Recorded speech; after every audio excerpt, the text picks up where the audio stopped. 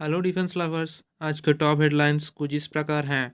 घातक यूसीएवी का एक बहुत ही नया मॉडल सामने आया है।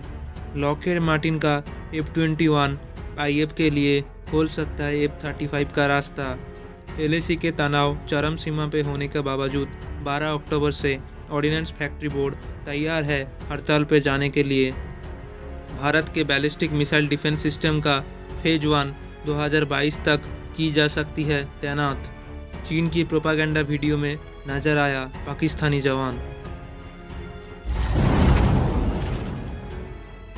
आईआईटी कानपुर के तरफ से एक वीडियो अपलोड की गई थी और इस वीडियो में भारत के unmanned combat aerial vehicle programme, जिसे हम घातक यूसीएवी प्रोग्राम से भी जानते हैं, इसका एक नया मॉडल सामने आया है जिसे आज से पहले कभी नहीं देखा गया था।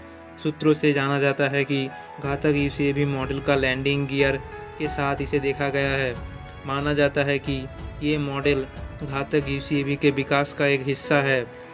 अब ये घातक UCAV model national defence project बन चुका है।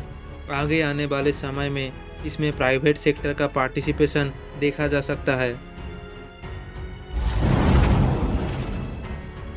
अभी के समय सब जानते हैं कि एलएसी में तनाव कितना बढ़ा हुआ है, मगर इसके बावजूद भी ऑर्डिनेंस फैक्ट्री बोर्ड ने 12 अक्टूबर से एक अनिश्चितकालीन हड़ताल पे जाने की घोषणा की है, और वो भी सिर्फ इसलिए कि केंद्र सरकार ने ऑर्डिनेंस फैक्ट्री बोर्ड का निगमीकरण करने का फैसला लिया है। पर अभी के टाइम जो हालात है, इंडियन आर्मी को तत्कालीन वेपन का ज़रूरत पड़ती रहती है। अभी का समय 12 अक्टूबर से अगर ऑर्डिनेंस फैक्ट्री बोर्ड ने अनिश्चितकालीन हड़ताल पे चली जाती है तो निश्चित रूप से इसका असर इंडियन आर्मी का ऑपरेशनल अवेयरनेस पे पड़ सकती है। अब बाकी देखना ये है कि अगर ऑर्डिनेंस फैक्ट्री बोर्ड ने अनिश्चितकालीन हड़ताल पे जाता है तो फिर इस स्थिति को संभालने के लिए भारत सरकार की तरफ से क्या कदम उठाया जाता है।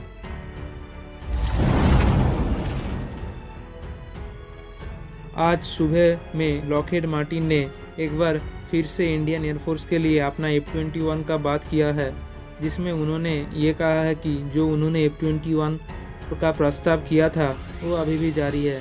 अगर इंडियन एयरफोर्स ने F-21 को चुनता है तो वो फाइटर जेट किसी और देश को नहीं बेचा जाएगा। स्पेशली और केवल वो इंडियन एयरफोर्स द्वारा ऑपरेट किया जाएगा। और उन्होंने ये भी कहा है कि F-21 और F-16 का स्ट्रक्चर एक जैसा लगता है, मगर दोनों एयरक्राफ्ट में काफ़ी ज़्यादा फ़र्क है।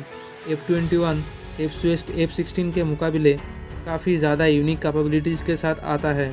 अगर इंडियन एयरफोर्स F-21 के साथ जाता है तो F-21 का जो पार्टनरशिप है वो भविष्य में F-35 का रास्ता खोल सकता है।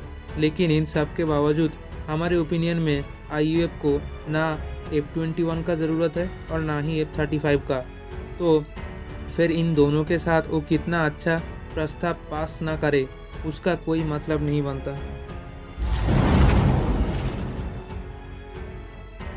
आज सुबह को फ्रेंच स्पेस एजेंसी के तरफ से ये जानकारी दी गई है कि जो मेरीटाइम सर्विलेंस सैटेलाइट का कॉन्स्टलेशन को भारत और फ्रेंच ने संयुक्त रूप से लॉन्च की गई थी, वो सैटेलाइट शिप्स के जरिए ऑयल का इलीगल ट्रांसपोर्ट को भी ट्रेस करेगी। और इस सैटेलाइट का जो मॉनिटरिंग सेंटर होगा वो भारत में स्थित होगा। बाकी और एक report ballistic missile defence programme को लेके आ रहा है कि भारत अपने बैलिस्टिक मिसाइल का फेज 1 को 2020 से 23 तक डिप्लॉय करना शुरू कर सकती है।